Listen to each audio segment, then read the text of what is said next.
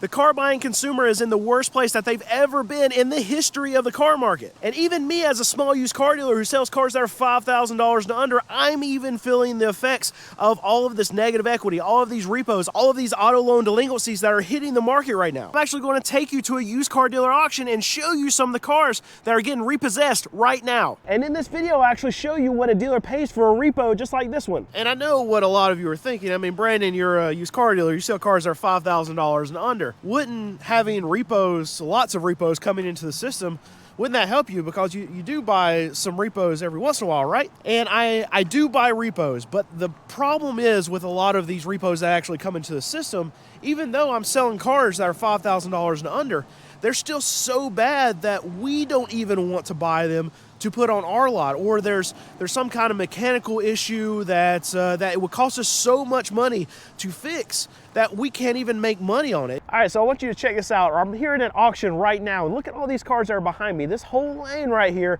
are all repo vehicles, and this is a lot what repos look like. If people know that they're going to lose their car, they don't care to fix anything cosmetic. If they run into the side of a grocery store, is what it looks like that one ran into, then they're not going to fix those things. Repos are the bottom of the barrel here in the car market, and you can see it right here. All of these vehicles right here, trashed, dirty, cosmetic problems, mechanical problems. They are cars that I do not want to buy. And in a lot of cases, these customers, when something goes wrong with the car, even if it's as simple as an alternator, well, they're not going to fix that car because they simply just don't have the money for it. So they just let the car continue to get bad. And with a lot of these used vehicles, if you have one small problem that happens in a car, usually if it doesn't get fixed, it can create a lot of bigger problems in cars. And this is what we see. People who are not going to make payments on their cars, they're not going to care about them. Cosmetic stuff. Even just cleaning the car, changing the oil. If they can't afford to make the car payment, they're not doing any of that stuff. And what's interesting about the repos that we're seeing right now, I mean, this whole line right here, all repos, way more than we have been seeing. And we've been seeing a lot in the system, but it seems to get worse and worse week after week after week when I'm going to these auctions and seeing them. But as I'm walking in front of these repos, one thing that we need to point out and talk about right here is we're not even in peak repo season. And that might seem weird to you, but we have a seasonality thing that happens in the car market for sales, and then we also have a seasonality thing that happens in the car market for repossessed vehicles. See, we have tax time that's coming up. That's when people get checks from the government for money they paid into the system. They get refunds back, and then they have $2,000, $3,000, $4,000. Sometimes some families that are bigger, they can have $6,000 and $7,000 that they get refunded from the taxes that they paid over the previous year. They have a lot of money, more money than they're going to have any other time during the year. And what do? Well, they use that money to go and put down payments on cars or go buy cars outright.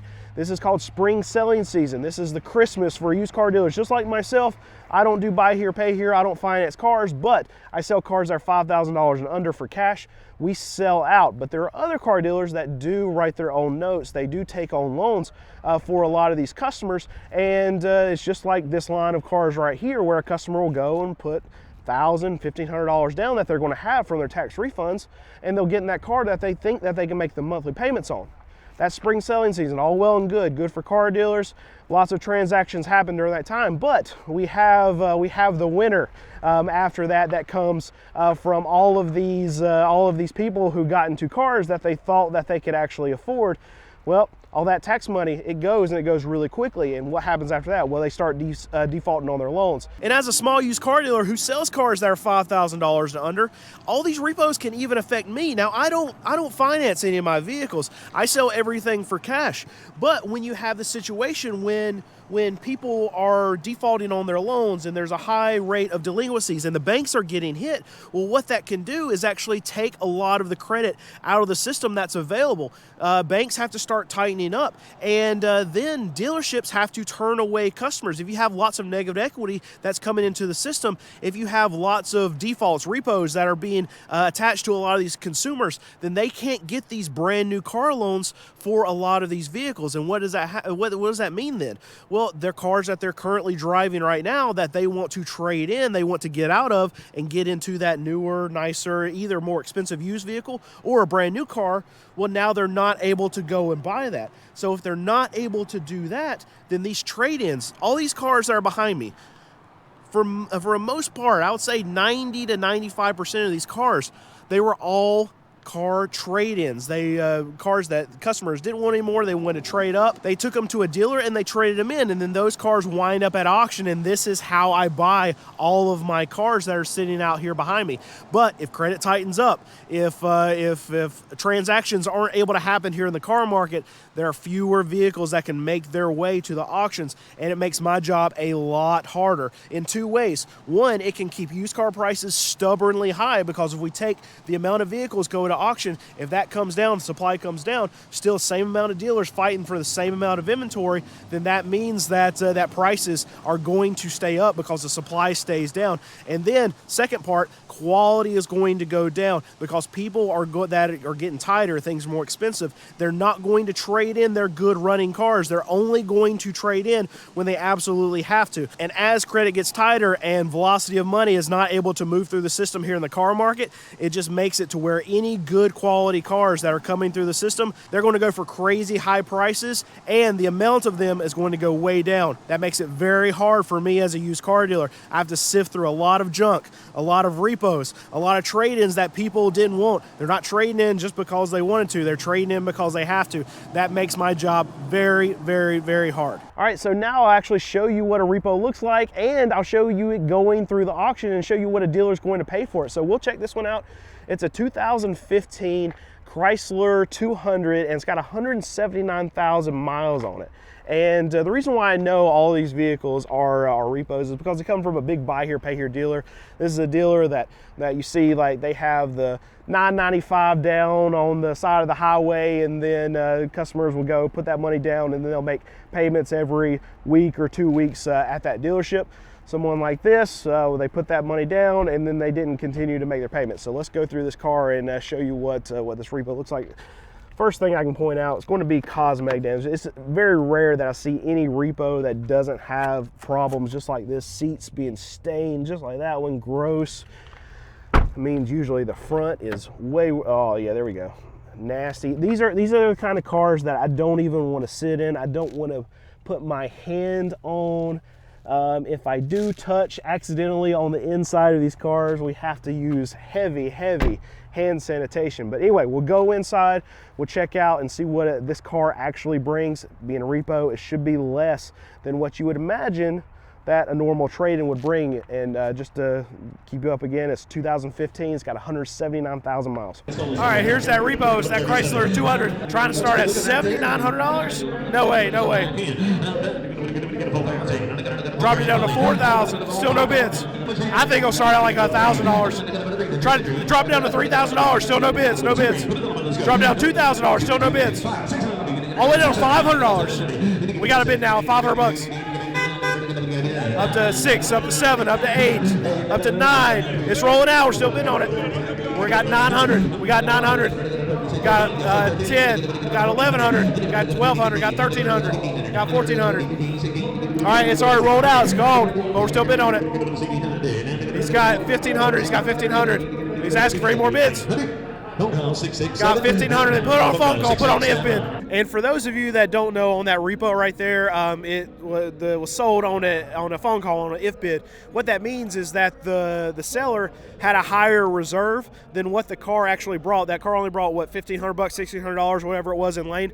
But that seller probably wanted like $2,000 or $2,500. So what the auction does is they actually call after the sale's done and say, okay, we only brought $1,500. Can you come down on it? And a lot of times the seller will say, okay, we wanted $2,500, but we'll come down to $2,000. So then the auction will call the bidder that was in there that bid up to $1,500 to see if they can come up a little bit. They try to get the deal done after the auction. It's a messy process, and I've never liked it. I want them to get it done on the block, which is where the car runs through, and I want the seller to either sell it or don't sell it to me. But in that case, that's what's going on right there, and they're going to try to negotiate after the sale. But in all likelihood, when they try to start it out that high, they're so far apart from where they tried to start out with, what was like $7,000 they tried to start it out, and it only brought $1,500. it's probably going to be a no sell, even though it's a repo, even though it's in rough shape. The seller just wants way too much for it, meaning they're probably in really, really deep on that car, which is really bad on their part. They probably sold the car very quickly, and it got repoed very quickly, and then it got trashed very quickly. So that seller has a lot of money probably tied up in that car that they're just not going to recuperate. That's what happens with a lot of these repos, a lot of these bank loans that go default, a lot of these customers that will drive the car, realize they can't pay for it. It gets trashed, and at the end of the day, the banks, the dealers that are taking on this risk, they get burnt. So now, what fixes all of this repo mess, all these auto loan delinquencies that the car market is experiencing? Well, there's a few things that are going to help the situation. I don't know that there's a one and done kind of fix, but unfortunately, the first thing that's got to happen, and it's going to hurt a lot of consumers and hurt a lot of consumers' future. Well, there has to be a reset of all of these people that went foolishly over the last 3 or 4 years and paid way too much for vehicles that they couldn't afford. When money was free and flowing everywhere, then you had all these people that paid $10,000, $20,000 markups on vehicles now that they're underwater by $20,000 and $30,000. It's crazy to think about that, but those situations are out there, and they're out there a lot. I talked to a lot of new car managers, I talked to a lot of sales managers, and this is one of the biggest problems that they have with consumers that are coming in. They have so much negative equity that there's nothing that they can do, so they just turn them away. A lot of those cars are going to end up getting repoed. These people are going to become hopeless in a lot of these situations, and they're going to lose their cars. And unfortunately, that's probably what's going to happen for a lot of these consumers, to figure out what they did and not make that problem again. But all of those vehicles that were paid $10,000, $20,000, all of those consumers, all of those debts, everything like that has to get reset to get back to a norm of how people typically borrow money on cars, because what we saw 3 and 4 years ago is not normal for the car market, and is not something that is, I mean, we all knew. I mean, if you watch the videos, you watch anybody that's making a video on the car market, we all knew this was going to end badly. You need to have dealerships that are more incentivized to move volume instead of making a home run on every single car. We haven't got there yet, but we are seeing cracks in the system where we're moving back to that. We're seeing that manufacturers are adding incentives to dealerships to actually push more volume, and we're seeing dealerships that are more willing to actually move on prices right now than we have in the last 4 years. So these are things that are happening right now that is showing some movement, at least towards a car market that we used to know, where volume was king and not necessarily margin. And that's what we need. We need velocity of money to move through the system, because when you have that, everyone benefits. You have dealerships that are able to move more inventory. They're able to make more money on the back end of a lot of these car sales. You think selling, like, I hate it, but extended warranties, they make money on financing, F&I, all these things they're able to do on the back end. This is how dealerships traditionally would make all their money. In the last few years, they've been able to make a lot of money on the front end, on the gross profit of these vehicles. But that's not how the car market has been for as long as I know, at least as long as I've been in the car market and watched it. It's always been on volume. You can make money from your manufacturers, you make money from back-end products. This is how dealerships have made money, and that's traditionally the way that they, and service, that's the way that they can do it. And the way they make more money in those with those systems is to actually do it through selling more cars. That's what we need, velocity of money to move through the system. And then it also helps small used car dealers like myself, because we have more trade-ins coming to the system, and then it helps you as a consumer, because then you can go in and actually negotiate. You can get better deals on vehicles. That's what we need to fix a lot of this, even just generic car market issues that are going right now. If we go back to playing the volume game, and then when you play the volume game, you're not going to have so much negative equity that's in the system that we're seeing right now, and you're going to see consumers that are not defaulting on loans because they are $10,000 and $20,000 upside down and can't get out of those cars.